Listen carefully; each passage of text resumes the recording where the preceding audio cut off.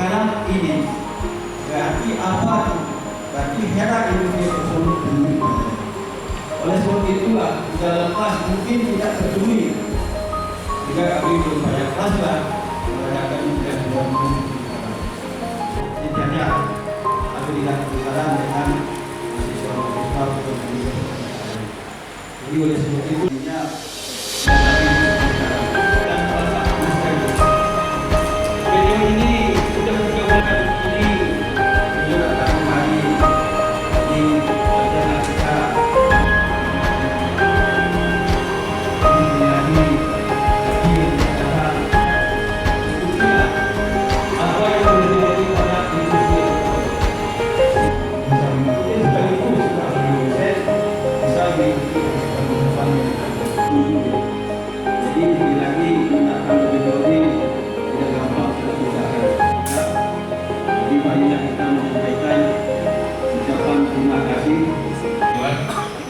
yang mendengar apa yang saya sampaikan ini, Dr. Nasir Aziz SDMPH. Sebagaimana tadi disampaikan oleh Bapak Ketua SIS, sebenarnya rencana kuliah tamu profesor ini sudah sejak lama direncanakan. Sejak awal semester yang lalu sudah direncanakan. Baru hari ini terlaksana. Oleh karena itu jangan terkejut melihat tanggal yang kita siapkan ini. Ini kita manfaatkan sebanyak-banyaknya, sebaik-baiknya, terutama kepada adik-adik, anak-anak kami, untuk kita lihat, untuk kita buka wawasan bagaimana. Tadi sudah disampaikan oleh Pak Ketua.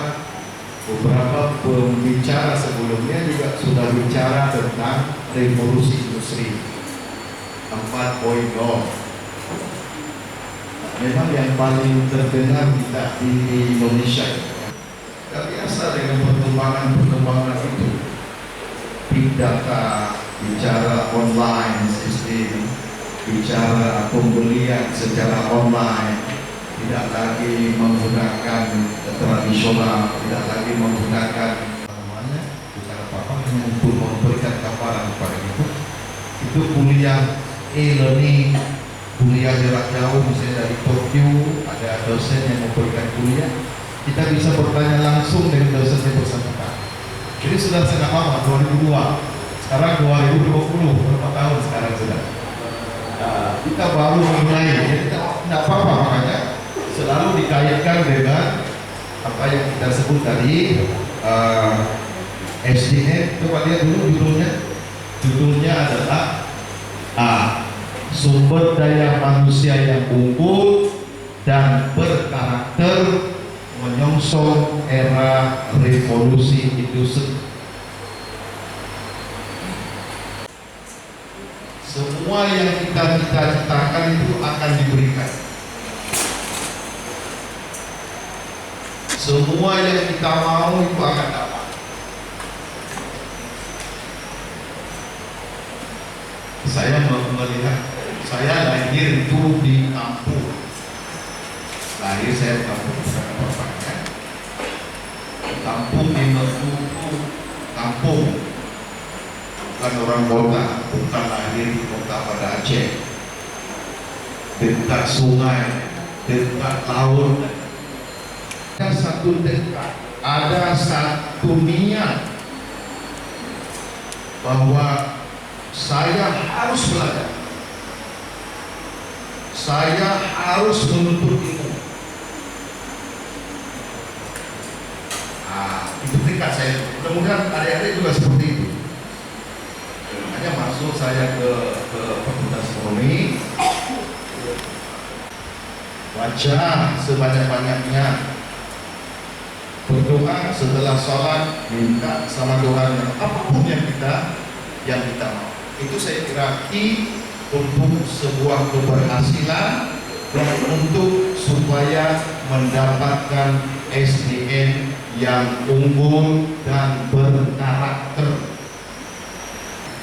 Tapi yang berbeda adalah yang saya sebut tadi, mereka selalu melakukan sesuatu secara terus, berusaha secara terus.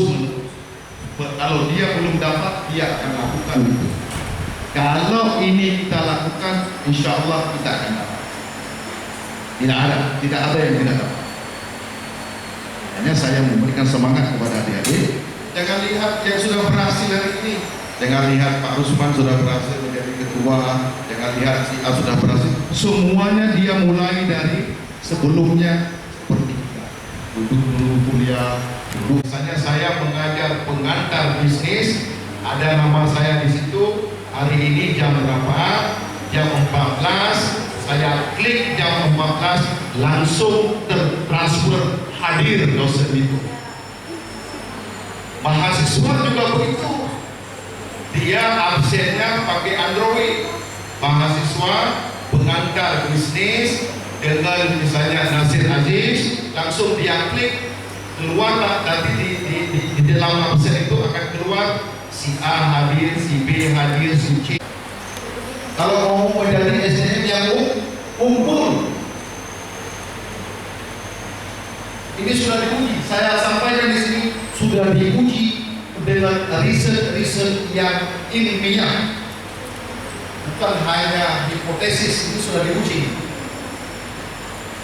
Yang ketiga yang lebih parah, mati hatinya.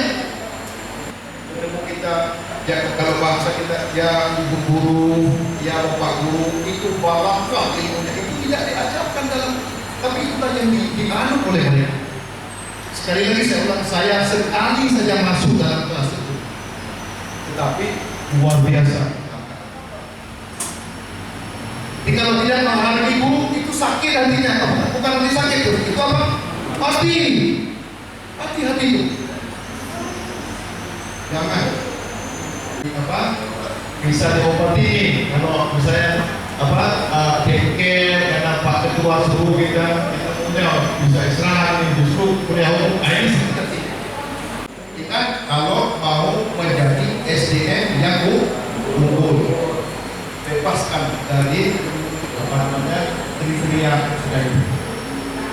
Oke, tidak bagus ya, kita orang malas beribadah, makan harta yang tidak bagus, lalu cinta dunia, tidak ikhlas, marah, dendam, pulang, itu semuanya suatu saat akan mematikan hati. Ingat, kalau hati ini mati, asah hati itu akan dapat SDM yang plus, SDM yang unggul, dan SDM yang berkarakter. Saya ingin sampaikan dari adik, praktekkan mulai sekarang. Coba lihat nanti 2 bulan, 3 bulan dia akan datang. Apa dampaknya kepada Anda? Jangan tunggu terus mati hati, suka bicara kepada itu, jangan. Kalau yang mempengaruhi ini materi kami kurang, Pak. Jadi sekarang udah ada solusi adanya beasiswa. Tapi sekarang Pak, beasiswa lebih banyak diperuntukkan bukan diperuntukkan orang yang tidak mampu. Tapi ada sebahagian keluarga yang bekerja di instansi pemerintahan, tapi dia memperuntukkan beasiswa tersebut untuk keluarganya, bukan orang yang kurang mampu. Jadi bagaimana kami meninggikan pendidikan kami, Pak?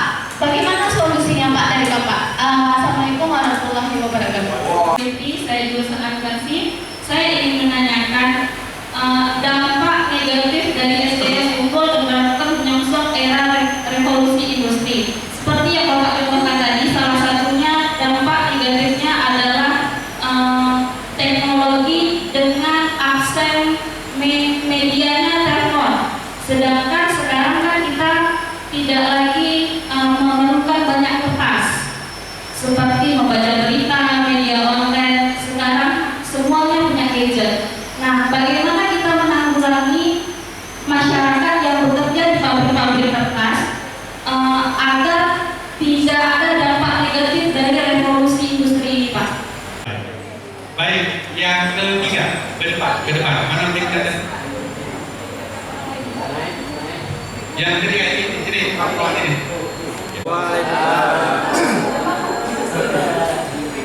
Perkenalkan, nama saya Ridis Madiana, Tanti. Saya hanya meminta sedikit pengalaman. Jadi ini Pak, saya kan selama ini sudah membuat target-target kan yang ingin saya capai. Kemudian misalnya kita sudah berjalan dalam 1 minggu, 2 minggu. Kemudian rasa malas itu timbul Pak, rasa malas itu timbul. Kemudian karena dipengaruhi lingkungan sehingga kan target yang saya ingin capai itu terkendala seperti itu. Jadi bagaimana untuk kedepannya Pak? Mungkin Bapak sudah merasakan sehingga kan target-target untuk kedepannya itu bisa tercapai dan rasa malas itu hilang. Seperti saya membaca Pak, kan membaca kan sering dilakukan rutin, tapi kadang karena lingkungan, kawan mempengaruhi itu semua tuh, jadi malah tuh tersendirinya kembali Pak, membaca itu tidak hilang sendiri. Terima kasih Pak. Bagus dan memerlukan saya untuk berpikir dalam menjawab. Pertama, saya lupa nama dari suku Salak. Namanya siapa? Nur Baikah. Sekarang semester berapa? Oh, sudah mau selesai. Ya. Tadi saya sebutkan bahwa salah satu bagaimana kita bisa menyambung pendidikan tinggi, padahal faktor-faktor yang mendukungnya itu tidak mendukung. Tadi diberikan case bahwa ada beasiswa yang disediakan oleh pemerintah tapi tidak teralokasikan kepada yang membutuhkan. Itu ya. Oke. Jawaban saya, orang-orang yang cerdas sekarang, jadi definisi cerdas ini dua ya, adalah IPK-nya bagus, intelektualnya bagus, juga karakternya bagus. Itu semua lembaga ada membiayainya. Bagus tuh, 3,6. Bagus tuh. Belum ada beasiswa sekarang? Belum ya? Wah, ini harus dicari. Harus dicari. Masanya ada orangnya, ada masanya. Kita tidak selama itu begitu. Makanya saya selalu sebut peluang itu tidak pernah terjadi kedua kali. Peluang hanya sekali. Kalau salah kita mendefinisikan, maka tidak akan dapat. Dia akan datang dalam bentuk lain. Peluang sekali akan datang dalam bentuk yang lain, dalam waktu yang lain. Tapi dalam waktu tertentu dia datang hanya sekali. Tangkap dengan baik, analisis dengan baik, implementasikan dengan baik. Tidak pernah berulang-ulang itu, tidak berulang-ulang.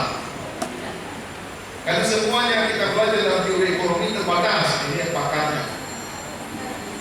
Terbatas. Sumber daya terbatas, umur terbatas, kesempatan terbatas, waktu terbatas, semuanya terbatas. Makanya dalam konsep Islam, optimalkan dalam kondisi keterbatasan itu. Makanya muncullah orang yang syukur dan orang yang sabar. Kalau ada kemudahan, dia bersyukur.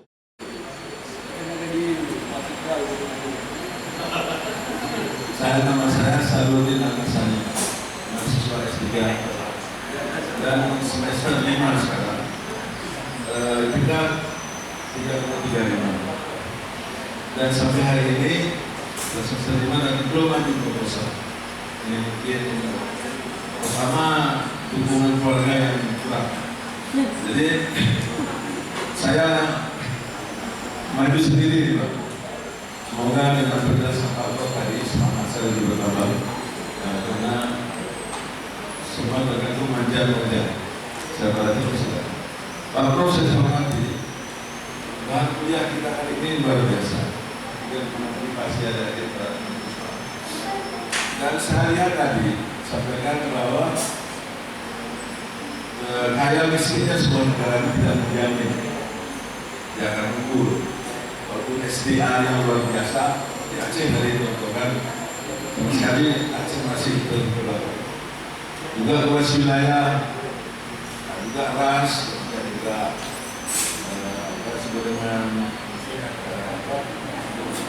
tingkat kecerdasan dan sekarang saya ingin menanyakan Bapak tentang Aceh. Sebenarnya kita malu ya bagi orang Aceh. Saya malu karena itu satu-satunya daerah, satu-satunya wilayah yang menyatakan melaksanakan syariat Islam secara kafah. Kalau kita berbicara Islam, Pak Pro, tidak bercontohkan tadi bahwa pendidikan dan ajar itu merupakan hal yang sangat penting dalam menjaga sebuah wilayah. Kita ajar Islam, karena Islam sudah memberikan tuntunan sejak awal bahwa kita itu harus membaca Iqra bismi rabbikal ladzi khalaq. Ini pendidikan pertama itu. Kita di Aceh istimewa di bidang pendidikan, istimewa di bidang adat istiadat, satu lagi istimewa di bidang agama. Jadi kenapa SDM Aceh itu berguru dan berkarakter? Apa yang salah di sini, Pak Prof? Karena Islam sudah memberi tuntunan yang luar biasa di awal. Aceh sudah menyatakan diri syariat Islam. Tapi kenapa syariat Islam belum berkarakter di dalam diri masyarakat? Apa yang salah yang sebenarnya? Kita bisa jalan-jalan malam, menyaksikan kedai-kedai kafe yang sana, itu anak muda yang di sana berada bekerja